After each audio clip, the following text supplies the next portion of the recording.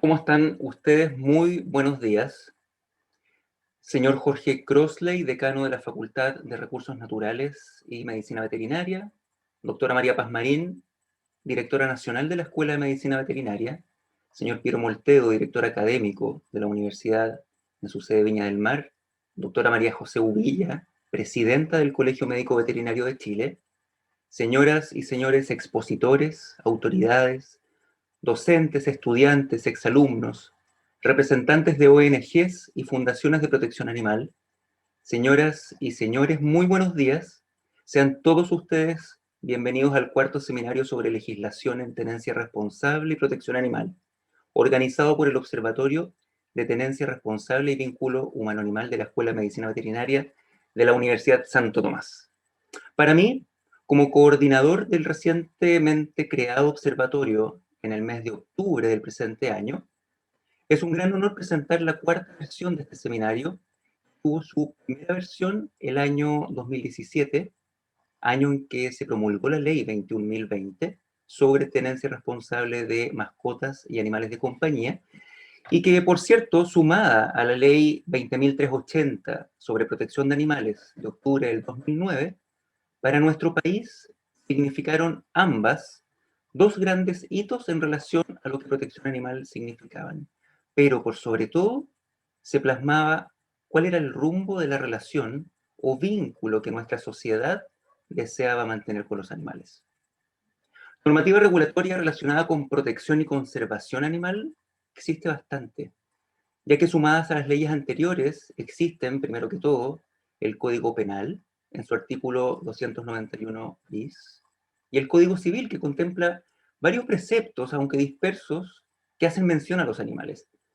Además existen, por ejemplo, la Convención sobre Comercio Internacional de Especies Amenazadas de Flora y Fauna Silvestre. Existen también leyes relacionadas con la protección de humedales, la ley que regula la caza de ballenas, por ejemplo, la ley de caza, la ley de pesca y acuicultura, entre tantas otras. Y a partir de una serie de investigaciones y trabajos realizados por diferentes instituciones públicas y privadas, ha quedado de manifiesto el gran nivel de desconocimiento que existe aún en la población respecto de la normativa vigente que resguarda el bienestar de los animales en sus diferentes niveles y en sus diferentes estados. Sin embargo, resulta injusto pensar y plantear que en Chile no existen normas que intenten regular la estrecha relación que mantenemos con los animales. Aunque, por cierto, como todas, dicha normativa por cierto es perfectible, pero contamos con una base legal sólida a la cual debemos acogernos. Pero para ello, primero, hay que conocerla, hay que respetarla, hay que hacerla respetar, hay que fiscalizarla, todos, y sancionar su incumplimiento. La relación con los animales, además, está en el acervo cultural de cada comunidad. Tiene relación con las creencias populares, con la religión, con las experiencias individuales, con la educación, con las motivaciones. Pero lo que es común a todos es la norma, las leyes, sus reglamentos. Y ese es nuestro deber, educar al respecto. Hacer que nos sintamos partícipes de ellas, que nos sintamos responsables de su cumplimiento. Y sobre aquello, la ciudadanía debe cumplir un rol protagónico. No podemos ni debemos endosar única y exclusivamente a las autoridades el rol fiscalizador, sino que somos nosotros, los ciudadanos, quienes debemos estar presentes y atentos en cada rincón para exigir que se haga cumplimiento a las leyes. No se olviden nuestra salud, la salud de los animales y la salud del medio ambiente son una sola salud. Concepto que desde hace ya varios años conocemos, pero que pareciera que a propósito de la pandemia, este último año ha sido, o ha ido más bien, cobrando más sentido. Actualmente estamos desarrollando una investigación titulada Diagnóstico Nacional sobre la implementación de los reglamentos asociados a la Ley 21.020 sobre tenencia responsable de mascotas y animales de compañía. Permitirá, por cierto, diagnosticar a nivel país cuál es realmente el nivel de conocimiento y percepción respecto de la implementación de esta ley, que dicho sea de paso, ha sido una ley que como pocas ha estado por tanto tiempo en la discusión colectiva. Lo que quiere decir que la tenencia responsable y el vínculo humano-animal nos importa. A propósito del tema que trataremos hoy, además, surgen conceptos que también debemos tener en consideración, tales como sintiencia, especismo, bienestar animal y provisiones, emociones, conciencia, derecho animal, constitución, investigación con animales, maltrato, comités de ética, sujetos de derecho, bueno, entre tantos otros. Términos que seguramente irán oyendo cada vez más seguido y que permitirán tener una comprensión más acabada de esta temática. Convivir con animales no es nuevo. Llevamos toda una vida, llevamos miles de años conviviendo con ellos. De hecho, han ido evolucionando a la par nuestra, pero pareciera que ha sido una relación injusta. Un vínculo desequilibrado que requiere de un análisis técnico y complejo para asegurar ciertos mínimos que permitan que seres humanos y animales convivamos en un nivel óptimo de bienestar. Precisamente para ello es que hoy nos hemos reunido, una vez más, médicos veterinarios, abogados, autoridades, para plantear desde diferentes perspectivas, todas por cierto sumamente relevantes, si es o no pertinente considerar a los animales a la nueva Carta Fundamental. Y de hacerlo, ¿cómo hacerlo? Este no es un planteamiento nuevo. De hecho, desde hace ya varios años que diferentes agrupaciones, entre ellas de protección animal, en nuestro país, han puesto en la palestra, la necesidad de considerar a los animales en la Constitución. Pero, ¿qué animales? ¿Todos los animales? El reino animal es gigantesco, no se podría. ¿Y por qué solo algunos? Fíjense que de hecho se ha demostrado que incluso los crustáceos también son sintientes. Por lo tanto, para encontrar la respuesta, o al menos orientarnos hacia ella, se requiere al menos de las visiones técnicas legales propias de las profesiones del derecho y médicos veterinarios. Debemos colaborar desde el conocimiento y la ciencia, mal que mal, nuestro deber ético, moral, deontológico, pero existe además otra esfera, como por ejemplo la filosófica, tan importante como las anteriores. Por cierto, tantos otros actores como los investigadores, la industria, las universidades. Es imperioso que todos planteen su opinión en este sentido.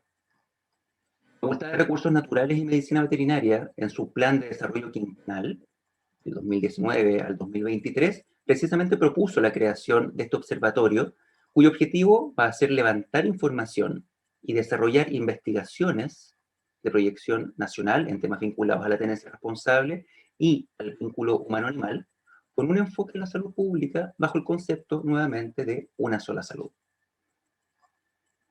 El observatorio va a centrar sus actividades en las siguientes áreas: tenencia responsable, por supuesto, efectos de la convivencia con animales, legislación y normativa, bienestar animal, intervenciones asistidas con animales, vínculo humano-animal y salud pública. Todos los objetivos específicos: sistematizar información, por cierto, generada por la misma Escuela de Medicina Veterinaria, generar conocimiento y realizar actividades sobre las áreas de interés, generar opinión, generar evidencia y temas de interés público, trabajar colaborativamente articulando distintos actores de la universidad y de la sociedad en torno a este tema y, por cierto, lo que estamos haciendo ahora, que es potenciar el debate público sobre las políticas y normativas asociadas a la protección animal y la tenencia responsable de animales. Un tiempo atrás, fuimos testigos de una campaña titulada No son muebles, que buscaba incluir a las especies no humanas en la Carta Magna, modificar su estatus jurídico, reconocerlos como seres sintientes. Porque en nuestra Constitución los animales no humanos son definidos como bienes muebles movientes. Por lo tanto, nuevamente, nos tenemos que plantear la siguiente reflexión: ¿cómo nos queremos relacionar con los animales? ¿Queremos vivir de los animales? ¿Queremos vivir para los animales o queremos vivir con los animales? A diferencia de la cultura oriental, históricamente su relación con los animales ha sido muy diferente a la nuestra. Occidental se ha planteado como seres superiores a todas las otras especies animales. Hemos vivido bajo el concepto de que los animales viven para nosotros, viven para satisfacer nuestras necesidades. En Chile, en la mayoría de los Estados miembros de la Unión Europea, los animales son considerados explícitamente por las leyes como cosas, de modo que pueden ser objeto del derecho de propiedad. Sin embargo, en países como Alemania, Suiza, República Checa, por ejemplo, se ha creado una tercera categoría jurídica distinta al de las personas y el de las cosas, para ser precisamente aplicado a los animales. Y a su vez, Francia, Portugal, por ejemplo, han incorporado disposiciones en su Código Civil reconociendo a los animales como seres sintientes y prevén expresamente la promulgación de leyes especiales que velen por su protección. Con esto, entonces, los conceptos de bienestar y protección animal se han viralizado rápidamente por todo el mundo, en unos países más, en unos países menos, donde lo que está claro es que existe una fuerte presión social apoyada por la ciencia que nos obliga a relacionarnos con los animales desde una nueva cultura de respeto, moral y ética, que tiende a incrementarse ante el reconocimiento del dolor y sufrimiento que son capaces de sentir los animales. Por lo tanto, así como plantea Williams y sus colaboradores el año 2019 en su artículo titulado Eventual cambio de naturaleza jurídica de los animales, él planteaba que ante una eventual modificación a las normas del Código Civil chileno, estableciendo que los animales son seres sintientes y no cosas, esto podría tener un efecto acotado, no alterando necesariamente la legislación aplicable que sujeta a los animales al comercio humano. No obstante, nadie podría desconocer que considerar en la Constitución el bienestar de los animales permitiría fortalecer y madurar el vínculo que como sociedad sostenemos con ellos, resultando en consecuencia un mejor bienestar para los animales, para nosotros y para el entorno. Es decir, nuevamente, una sola salud. Muchas gracias. Para finalizar, quiero comentarles que a partir de las versiones anteriores de los seminarios se generó un manual con unas memorias, por cierto, con las presentaciones. Estas memorias van a estar a disposición de cada uno de ustedes en el chat de esta presentación. Y del mismo modo, vamos a editar unas memorias de esta cuarta versión del seminario, que también, por cierto, va a estar disponible para la comunidad. Con respecto a la modalidad del seminario, vamos a compartir con ustedes también, para quienes no lo tengan, el programa del seminario. Recuerden que vamos a tener una serie de presentaciones con connotados expositores, que ya los vamos a ir presentando cada uno de ellos, y posterior a cada una de las presentaciones, vamos a dar algunos minutos también para plantear algunas de sus preguntas. Sus preguntas las pueden plantear a través, por favor, del chat, y luego las vamos a ir entonces seleccionando para poder plantearlas a viva voz. Muy bien, vamos a dar inicio entonces a las presentaciones. A continuación voy a dejar con ustedes a la doctora Andrea Leiswitz Velasco. La doctora Leiswitz es científico y experta en buenas prácticas científicas. Creó y dirigió hasta el año 2019 la Unidad de Ética y Seguridad en Investigación de la Pontificia Universidad Católica de Chile. Ha sido miembro de diversos comités de ética y presidente del Comité de Ética y Bienestar Animal de la Facultad de Medicina entre los años 2011 y 2013. Ha participado en la elaboración de diversos reglamentos internos relacionados a ética de investigación y buenas prácticas científicas de instituciones de educación superior. Es magíster en bioética con mención en ética de investigación de la Clarkson University en Estados Unidos. Es máster en innovación de la Pontificia Universidad Católica. Doctora en ciencias biológicas con mención en biología celular y molecular de la Pontificia Universidad Católica. Y posee además un postdoctorado en farmacología de la North Carolina University en Estados Unidos. Actualmente es directora de investigación aplicada e innovación de la Universidad Santo Tomás, miembro del Comité Asesor Científico y pertenece también a la Organización para la Prohibición de Armas Químicas de la ONU en representación de Chile. Participa en el grupo de expertos para la elaboración del reglamento a la Ley 21.250 sobre la prohibición del desarrollo, producción y empleo de armas químicas, biológicas y toxínicas. Dejo con ustedes entonces a Andrea Leisbig. Muchas gracias, Andrea. Muchas gracias, Gonzalo. Para mí es un honor el poder participar de este seminario y de poder compartir quizás lo que es la visión respecto de los desafíos que ha implicado el establecimiento de comités de ética animal, en particular enfocados en lo que es investigación con animales. No puedo compartir pantalla, Gonzalo. Me dice que no puedo. A ver si me lo pueden habilitar para Podemos poder ir avanzar en la de inmediato. presentación. Gracias. Sí, el desafío básicamente para los comités de ética en cuidado de animales, en particular de instituciones en educación superior, ha sido un trabajo interesante de varios años. Vamos a esperar ahí un momento para ver si puedo compartir mi pantalla. Y ha planteado varios elementos, porque a diferencia, y algo que quiero mostrarles hoy día, a diferencia de lo que ocurre con los comités de ética que evalúan investigación con personas, ¿cierto? En el ámbito biomédico, en el ámbito social, lo cual está súper bien regulado y bien documentado en nuestra regulación chilena. En ese aspecto en particular, la ley 20.380 de protección de animales esboza una serie de elementos que son importantes, pero aún le faltan algunos elementos necesarios para el establecimiento de los comités de ética en cuidado animal, en particular enfocado a lo que es investigación con animales. Voy a ver si ahora puedo compartir mi pantalla. No puedo.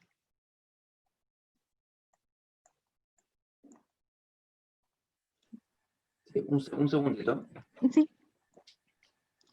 Bueno, y en ese sentido, un poco tratando de avanzar un poco en lo que quiero mostrarles. Sin embargo, a pesar de que nuestra regulación, así como la ley propiamente tal, no establece elementos que son importantes para el establecimiento de los comités de ética, sí hay una serie de directrices y de sugerencias por parte de nuestra principal agencia de financiamiento, hoy día la NIT, ex CONICIT, ¿cierto? Que nos ha dado y nos ha orientado el cómo ir avanzando, el cómo ir estableciendo esta como institucionalidad necesaria, por lo mismo que planteaba Gonzalo al comienzo, de esta conciencia y de este respeto hacia los animales, que de alguna manera ha ido adquiriendo mayor relevancia a lo largo del tiempo, y hoy día evidentemente no nos podemos hacer los locos, entre comillas, ¿cierto?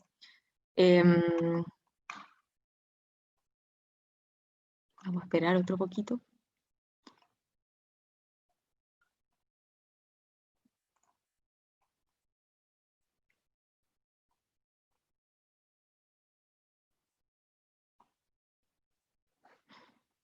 Si no avanzo sin presentación nomás, ¿o no? ¿Qué dices, Gonzalo?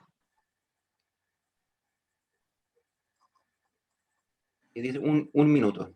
Un minutito, vamos a dar un minutito. Vamos a esperar. Sí, les recuerdo por mientras que voy a dejar a disposición de ustedes en el chat del seminario el manual de las 3 versiones anteriores, con las memorias más bien, más que manual son las memorias de las versiones anteriores para que lo puedan descargar, que lo puedan revisar, que contiene información súper interesante y que tiene que ver con distintas aristas relacionadas con la legislación de protección animal, tales como, por ejemplo, qué hacer con los animales en desastres naturales, por ejemplo. El año pasado tuvimos también la visita de una representante de la World Animal Protection relacionado con el control de poblaciones de perros y de gatos urbanas, ¿cierto? De vida libre en centros urbanos. Entonces, tanta información que es importante que todos nosotros podamos acceder a ella, y mejor aún si es de manera, bueno, gratuita, desde fuentes multidisciplinarias, y con la experiencia, por cierto, de profesionales de distintos países también, que eso nos da una visión todavía más integral y acabada de cómo poder ir abordando el tema, a veces, y la problemática asociada a la tenencia irresponsable la mayor parte del tiempo de nuestros animales. Bien, ahora voy a dejar con ustedes a la doctora Leisbitz para que dé inicio a su presentación. Muchas gracias. Y quiero preguntarle si es que se ve la presentación, porque por alguna razón yo no la veo. Sí, sí se ve. Se ve, pero en modo presentación ahí. Ahí se ve Sí, en modo sí, presentación, ¿sí? exacto, sí. Perfecto. Y se ve la única diapositiva, se ve la pantalla del moderador. Se ve perfecto. Súper. Genial. Bueno, entonces, básicamente lo que hoy día quiero es iniciar una conversación, en realidad, más que una presentación de datos o de elementos, porque como yo les mencionaba al principio, ¿cierto? Existen una serie de desafíos para estos comités de ética en cuidado animal, universitarios en particular, que es donde se realiza investigación con animales, para poder ajustarse a esta normativa vigente que si bien existe, si bien da ciertos lineamientos, nos faltan algunos elementos necesarios para la constitución de los mismos comités y que en base a eso, a pesar de eso, las instituciones se han ido adaptando y se han ido amoldando y han ido buscando formas para poder abordar los elementos necesarios para la evaluación ética de los proyectos de investigación que incluyen animales. En las universidades, obviamente, se realiza, y cuando hablamos de universidad nosotros nos imaginamos más o menos una imagen como esta, ¿cierto? Una institución donde hay estudiantes, donde se hace obviamente docencia, pero no solo se hace docencia en las universidades, sino que también se hace investigación, se hace eventualmente innovación, se realiza extensión, creación, hay otras actividades que van apareciendo en las instituciones, ¿cierto? A medida que se van complejizando. Algunas son más incipientes en investigación, otras son solo de docencia. Sin embargo, en Chile existen muchas universidades o varias universidades que realizan todo este tipo de actividades. En la universidad se construyen entre comillas profesionales, ¿cierto? Se construye conocimiento, se construye una serie de cosas. Y dentro de esa construcción, por supuesto que la investigación juega un rol fundamental. De alguna manera, a través del método científico, nosotros podemos avanzar en generar conocimiento, en descubrir cosas, en mejorar la salud de las personas, en mejorar el conocimiento sobre los animales, en mejorar una serie de cosas que nos permiten ir avanzando, ir construyendo y seguir descubriendo y seguir de alguna manera mejorando tanto la calidad de vida de las personas como de todos los otros seres vivos, ¿cierto? Ahora, en investigación existe una diversidad bastante amplia. Existe investigación al momento de realizar la investigación o de decidir cuál es la metodología que yo voy a usar para poder abordar las preguntas que me estoy realizando. Existe, por supuesto, una serie de maneras de realizar esto. Existe investigación que se realiza tanto en laboratorios de investigación, porque es necesario realizarla dentro de laboratorios, ya sea de química, de física, de biología, laboratorios más orientados a lo biomédico, etcétera, ¿cierto? Existe investigación que necesariamente incluye salidas a terreno. Necesitan ir a tomar muestras a terreno, se necesita ir a distintos lugares para poder hacer observaciones, para poder obtener las respuestas a lo que uno está buscando, poder traer eventualmente elementos hacia la universidad, poder hacer los análisis pertinentes, etc. También hay investigación que incluye o que requiere de otras personas que nos provean de datos y de información para nosotros poder responder a la pregunta que nos hicimos o eventualmente validar o rechazar la hipótesis que nos planteamos. Y al respecto, nosotros podemos hacer una serie de o implementar una serie de metodologías con las personas, como es, por ejemplo, hacerles preguntas, someterlos a distintas situaciones y hacer una observación, eventualmente tomarles muestras biológicas de esas personas, dependiendo del tipo de investigación del que se trata. Y por supuesto hay investigaciones que requieren de encontrar las respuestas en otros seres vivos como son las plantas o animales u otros. Y es aquí donde obviamente podemos distinguir quizás una separación entre lo que es, entre lo que son participantes o sujetos de investigación y los investigadores, ¿sí? Investigadores que estamos nosotros realizando las actividades, nosotros nos hacemos las preguntas, etc. y los participantes, que son los que nos van a proveer de los datos para nosotros poder analizarlos y poder sacar nuestras conclusiones. Con ambos grupos nosotros tenemos responsabilidades. Somos responsables de proteger tanto a los investigadores como a los participantes. Y ahora, hoy día, por supuesto que voy a hablar de nuestra responsabilidad de los participantes animales, y no voy a hacer referencia a la protección de los investigadores, donde también hay todo un mundo sobre el cual tenemos que estar conscientes y tenemos que abordar, sobre todo en instituciones como la nuestra de educación superior, donde participan estudiantes y colaboran con nuestras investigaciones, etc. Pero nosotros tenemos esta responsabilidad y de alguna manera tenemos que mostrar de que somos responsables y de que estamos haciendo bien las cosas, ¿cierto? ¿Y cómo nosotros mostramos la responsabilidad con los participantes? ¿Y a quién se la mostramos? ¿Quién nos pregunta si estamos abordando una investigación con animales, por ejemplo, o con personas, quienes nos proveen de datos, si lo estamos haciendo bien o lo estamos haciendo mal? Hoy día en Chile, nuestras agencias de financiamiento, nuestra principal agencia de financiamiento, la NID, hoy día, ¿cierto?, nos pide demostrar esa responsabilidad.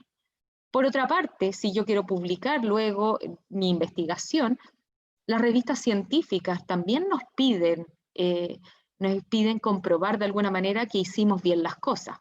¿Cómo lo mostramos? Bueno, las agencias de financiamiento como la NID nos solicitan la evaluación ética, es decir, todos los resguardos a considerar, y hay un error en el tipeo, los resguardos a considerar antes de entregarnos el financiamiento. Cuando nosotros postulamos, por ejemplo, a un fondo concursable como un Fondesit, lo voy a poner como bien en genérico, ¿cierto?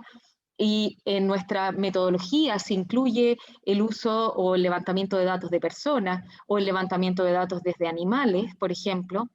La ANID, cuando falla el concurso y nos dice, ok, yo lo puedo financiar, su proyecto califica para ser financiado, es interesante, etcétera, científicamente es importante, pero demuéstreme que ha considerado todos los resguardos éticos necesarios para hacer ese trabajo puntual con personas, con los animales, etc. Entonces nosotros, investigadores, tenemos que mostrar que ha pasado por una evaluación ética y que esa evaluación ética ha tenido una opinión favorable, es decir, se ha aprobado el diseño experimental con personas, con animales, ¿cierto?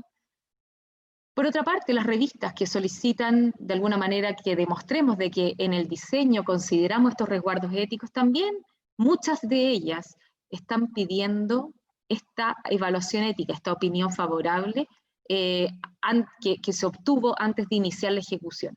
Y algunas revistas hoy día también están empezando a considerar el pedir una evaluación ética que se haya realizado durante la ejecución de la investigación, porque una cosa es que el diseño considere los resguardos, pero otra cosa es que durante la ejecución se mantengan esos resguardos y se mantenga esa protección a los participantes, que es distinto. Entonces, algunas de las revistas están pidiendo que exista un documento que valide el que durante la ejecución se hicieron bien las cosas de acuerdo a las normativas nacionales del país que corresponde y de acuerdo probablemente a los principios éticos fundamentales o internacionalmente acordados o validados.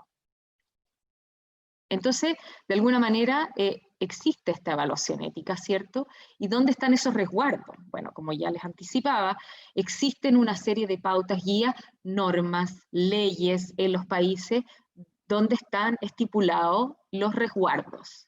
Y aquí yo solamente les voy a listar una serie de documentación que hay que hay para los resguardos de personas participantes. ¿Ya? La normativa nacional, hay una serie de leyes y pueden haber otras que no estoy listando acá, pero hay una serie de leyes que de alguna manera regulan la investigación con personas y en pautas internacionales, nuevamente, solamente estoy listando algunas, no todas las que existen, porque son muchas.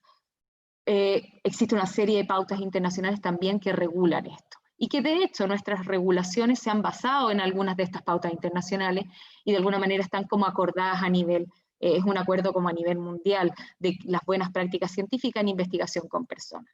En particular, aquí quiero destacar la ley 20.120 sobre investigación científica en el ser humano, el título es mucho más largo, pero que esta ley, que si bien se promulgó en el 2006 y a partir del 2012 se implementa, es importante porque crea los comités éticos científicos, los define, ¿ya? Define su función, y su función es proteger los derechos de las personas, etcétera, etcétera.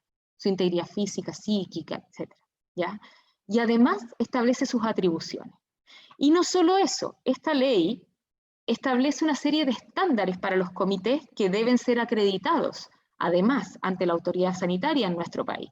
Y estos estándares no solo establecen el cómo tienen que funcionar, sino que también cuáles son las bases éticas de las decisiones. El estándar 2 establece cuál es la composición que tiene que tener, qué tipo de personas tienen que haber en los comités de ética, qué tipo de expertise, de conocimiento tienen que tener las personas, cuál es la diversidad de personas con distintos expertise que tienen que existir en un comité de ética que evalúa la investigación con personas.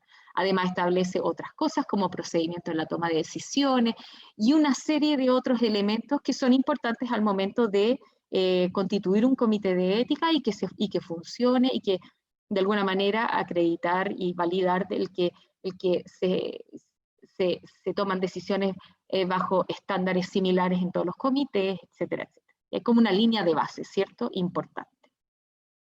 Ahora, ¿qué sucede con los comités de ética animal? Y como yo ya les anticipaba, existe menos información respecto de los comités de ética en particular con animales, pero sí existen una serie de directrices y de alguna manera aquí les muestro una especie de línea de tiempo.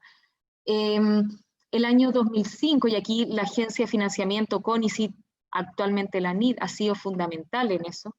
El año 2005 se promulga la Declaración sobre Bioética y Derechos Humanos de la UNESCO, a la cual Chile adscribe, y en esa misma época se constituye el Comité Asesor de Bioética de CONICET.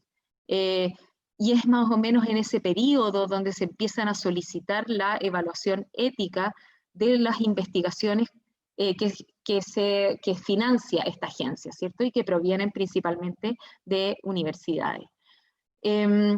A partir de esas fechas se empiezan a generar una serie de documentación un poco orientadora de cómo pueden funcionar o cómo debieran funcionar los comités de ética. Y este comité asesor de bioética no solo empieza a pedir la evaluación ética de investigación con personas, sino que también empieza a incluir la evaluación ética de proyectos que incluyen animales de experimentación. Y empiezan a emitir una serie de sugerencias para cómo se tiene que, de alguna manera, certificar una evaluación ética por parte de un comité de ética que evalúa investigación con animales. Existe una lista de chequeo para los protocolos que utilizan animales de experimentación y que se ha ido perfeccionando en el tiempo y que de alguna manera establece como ciertas pautas de qué es lo que debería un comité de ética evaluar al momento de que se presente una investigación con animales de experimentación. El 2009 aparece o se promulga la ley 20.380 sobre protección de animales, ¿cierto? Y luego, el 2012, un hito bastante importante, que es cuando se empieza a aplicar la ley de investigación con personas, el 2012. Y esa ley establece la realización del seguimiento de los aspectos éticos, es decir, el mantener una continua comunicación con los investigadores para saber cómo les está yendo durante la investigación, si se están manteniendo los resguardos. A raíz de eso es que en las bases de los proyectos Fondesit se empieza a hacer exigible el seguimiento a los proyectos de investigación, es decir, los comités de ética que evalúan investigaciones que son financiadas por la Agencia de Financiamiento CONICET, requieren de realizar seguimiento ético durante la ejecución de los proyectos. Y esto también se hace extensivo al igual que lo que hizo el Comité Asesor de Bioética anterior a que se promulgara la ley, se hace extensivo también a los proyectos con animales.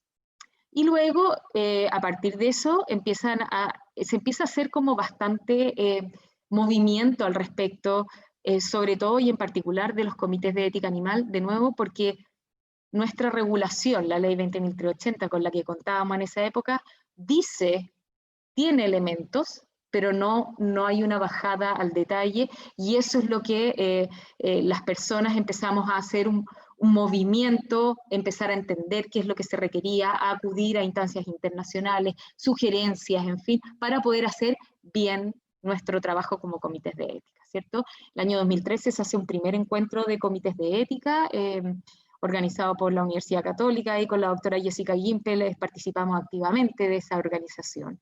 Y a partir de este encuentro de comités de ética, de cuidado y uso de animales de laboratorio, ¿cierto? SICUALES, SICUAL o SICUA, o hoy día tiene una serie de otros nombres, pero se generaron otros encuentros donde hemos ido aportando y hemos ido de alguna manera estableciendo ciertas acuerdos de cómo funcionan los comités de ética para poder hacer bien por el interés del respeto por los animales, de cuidado con los animales, etc. Y finalmente, algo que surgió el año pasado, se emitió por parte de la NIT recomendaciones sobre el contenido mínimo, por ejemplo, de cómo se tiene que elaborar un acta de aprobación ética o un acta de opinión favorable de un comité de ética, tanto un comité ético científico como un comité de cuidado y uso de animales. Aquí les muestro un poco el checklist que se ha ido perfeccionando de alguna manera por parte de CONICIT, hoy día la NIT, de qué es lo que debiera incluir la evaluación ética de los proyectos de investigación con animales, y en general hace referencia a lo que es el principio de las 3R de Russell y Birch, que se promulgó, que se publicó en los años 50, ¿cierto? En 1953, creo, si no me equivoco. Y de alguna manera establece como parámetros un paraguas de respeto hacia los animales de experimentación y cómo debieran diseñarse las investigaciones con animales de manera de reemplazar, aquí yo les menciono la primera R, que se habla del principio de las 3R, pero es de la experimentación humanitaria con animales, ¿cierto? ¿Qué consideraciones se tienen que tomar o qué evaluación se tiene que hacer para justificar el uso de animales? Es decir, ¿se requiere o no se requiere usar animales? ¿Existen métodos alternativos o no existen métodos alternativos de los cuales puedan darme a mí la respuesta y tratar de no utilizar animales, a menos que sea estrictamente necesario?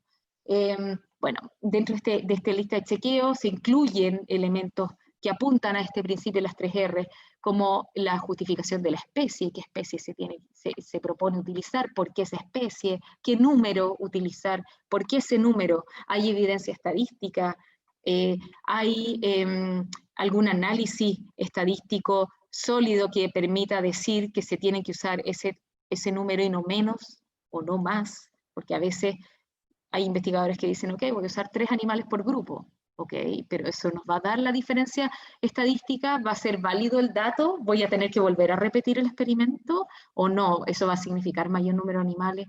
En fin, la estadística es fundamental en esta segunda R. Y la tercera R, que tiene que ver con refinar y evitar el sufrimiento innecesario, tal como lo menciona nuestra regulación, ¿cierto? ¿De dónde vienen los animales? ¿Cuál es el diseño experimental? ¿Qué procedimientos se van a realizar?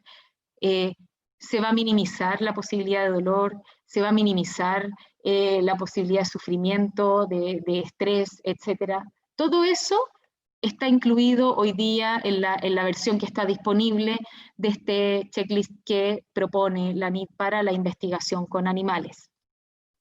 Por otra parte, en lo que es seguimiento ético durante la ejecución, lo que propone la NIT es, por ejemplo, que el comité de ética evalúe durante la ejecución y evalúe y constate efectivamente cuál es el número de animales que se está utilizando y si concuerda con lo que se aprobó, ¿cierto? Si se aprobaron, por ejemplo, 100 animales, entonces que no se hayan utilizado más, etcétera. ¿Cómo va el procedimiento? ¿Cómo va la ejecución de la investigación?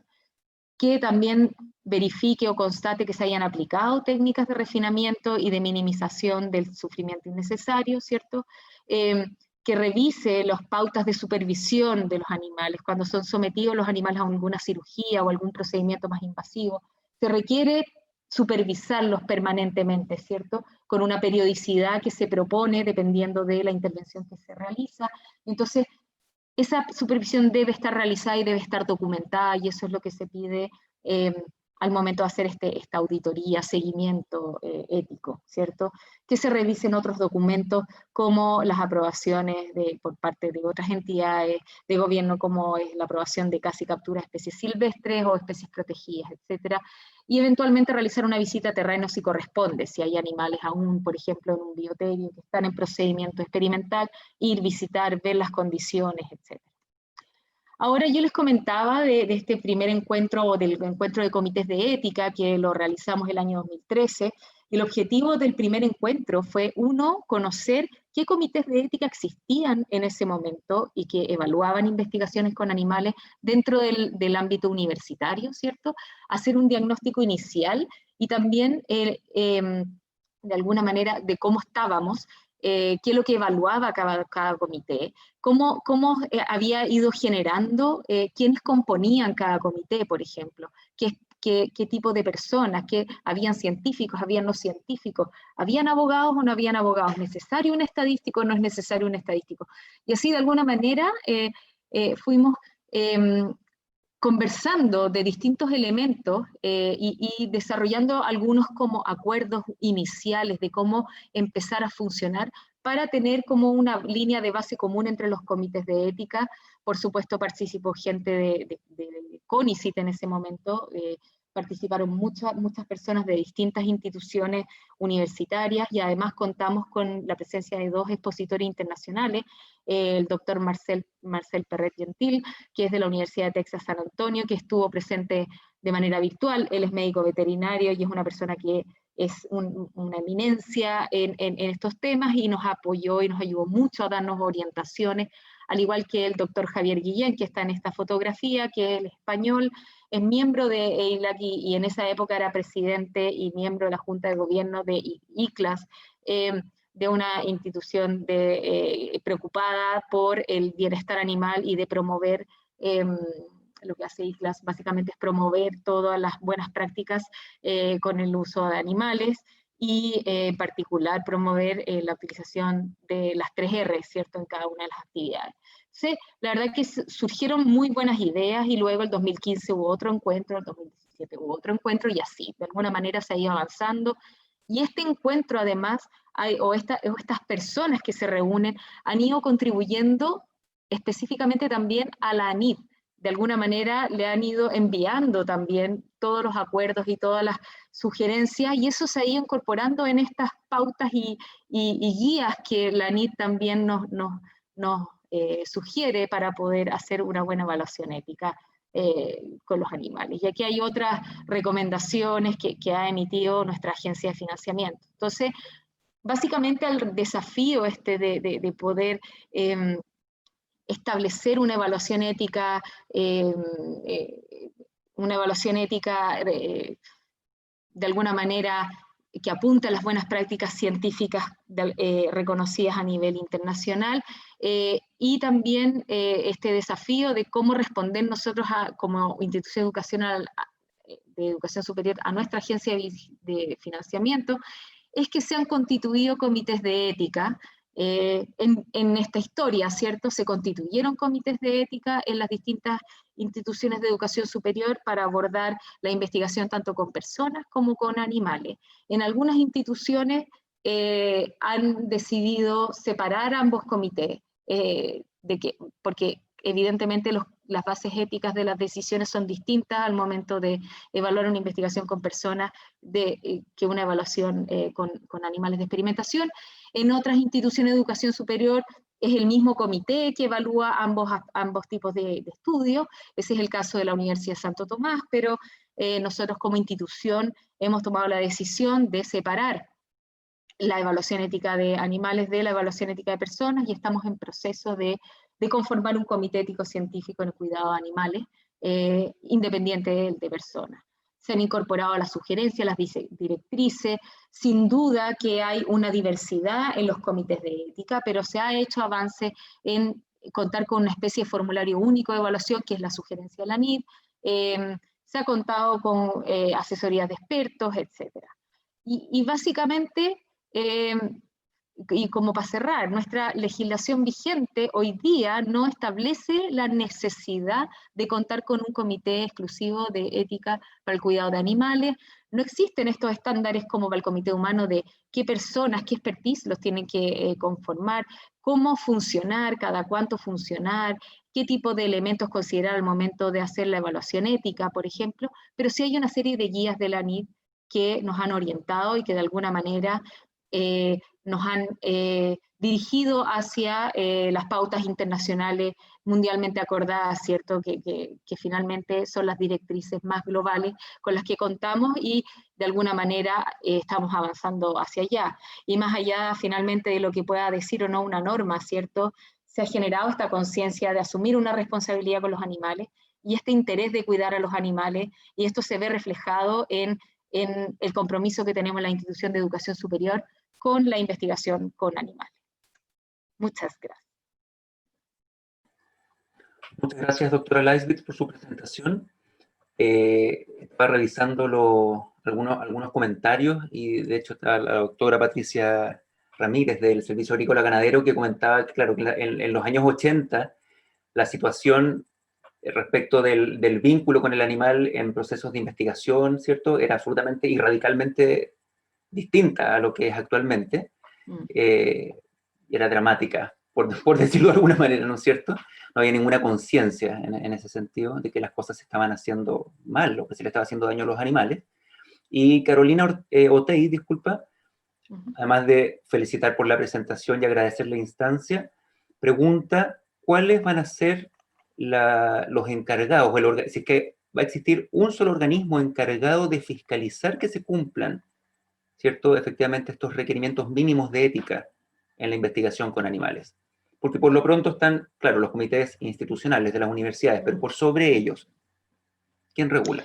Sí, bueno, la ley 20.380 establece la constitución de un comité de bioética a nivel nacional de carácter permanente. Entonces yo me imagino que es ese comité el que debiera estar supervisando o de alguna manera solicitando información de los otros comités que están constituidos a nivel local, a nivel universitario. Sí. Yo tiendo a pensar que va por ahí. Sí, eventualmente quizás otros expositores pueden durante la jornada hablar un poquito más de eso seguramente, pero lo más probable es que sea por ahí. Exacto, ¿no es cierto? Sí. Y además que va a depender también, por cierto, del nivel en el que estemos hablando, porque hay que recordar que también a veces en algunos liceos, escuelas o colegios, dependiendo de la orientación, ¿no es cierto?, del proceso educativo, se pueden realizar también algunas intervenciones con animales, y ahí el Ministerio de Educación también tiene alguna injerencia, pero va a depender del nivel, por cierto. Exacto, exacto.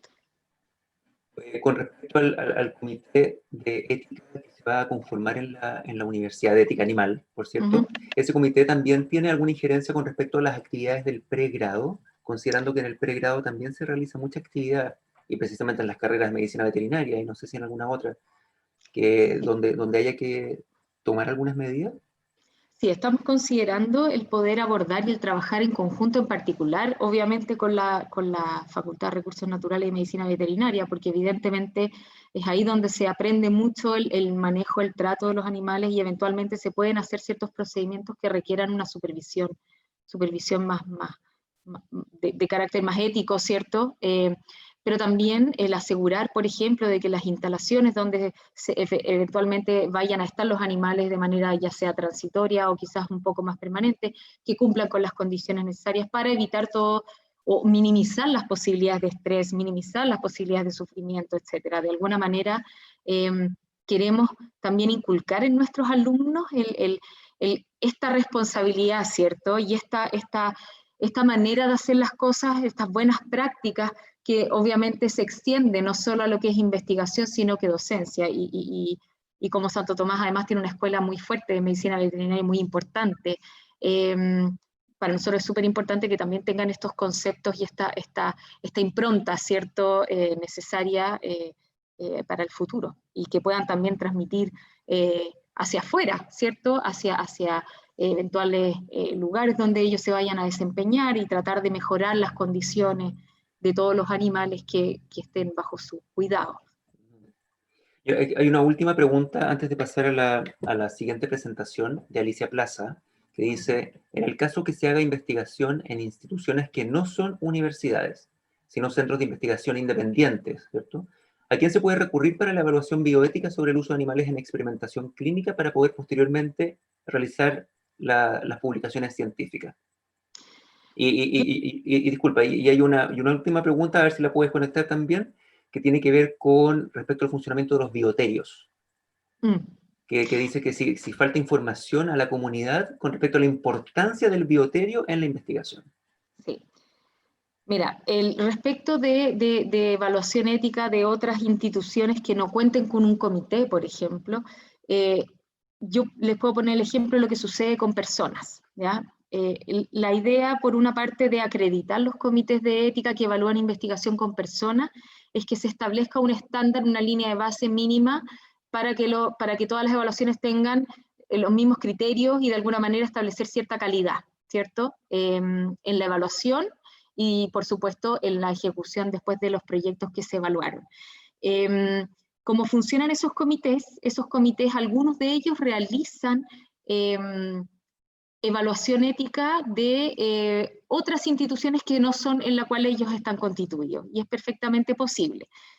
Dado que hoy día no contamos con directrices más precisas en nuestra regulación, yo tendería a pensar de que esa figura también se podría utilizar, del poder acudir a un otro comité de otra institución a que nos ayude a realizar la evaluación ética en una institución que no cuenta y que probablemente pueda que sea muy difícil el constituir un comité exclusivo para esa institución. Entonces, yo no veo problema de que esa figura pudiese funcionar.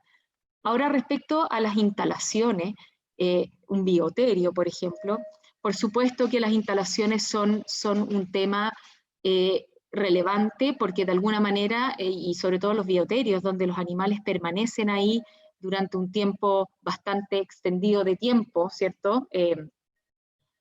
El ambiente tiene que ser súper adecuado para las especies que están ahí. El ambiente tiene que ser adecuado, la temperatura tiene que ser adecuada, los ciclos de luz-oscuridad. Entonces, de alguna manera, sería ideal contar con directrices. Existen una serie de directrices a nivel internacional respecto de bioterios. O sea, uno pudiese acudir a eso y tratar de ir mejorando las condiciones de sus propias instalaciones. Y probablemente... y ojalá a futuro contemos también con directrices a nivel nacional, pero yo creo que yo tiendo a pensar de que vamos a emular lo que ya está establecido fuera.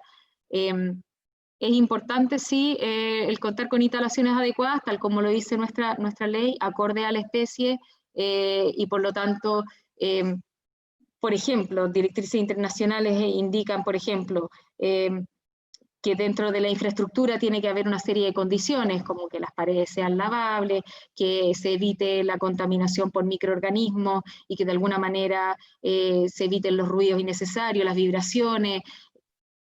Hay una infinidad de elementos, que los recambios de aire, que la temperatura, los ciclos de luz oscuridad, que el personal que puede entrar o que no puede entrar. Hay una serie de elementos que obviamente requieren de inversión, requieren de infraestructura, requieren de compromiso de las instituciones, y sería maravilloso de que las instituciones pudiesen transitar a tener bioterios de mejor calidad, una hotelería más Claro, avanzada, y para ¿cierto? las instituciones que cuentan, los centros de investigación que cuentan con bioterios, por supuesto, también considerar dentro de sus actividades las instancias de educación y armonización a la comunidad, ¿no es cierto?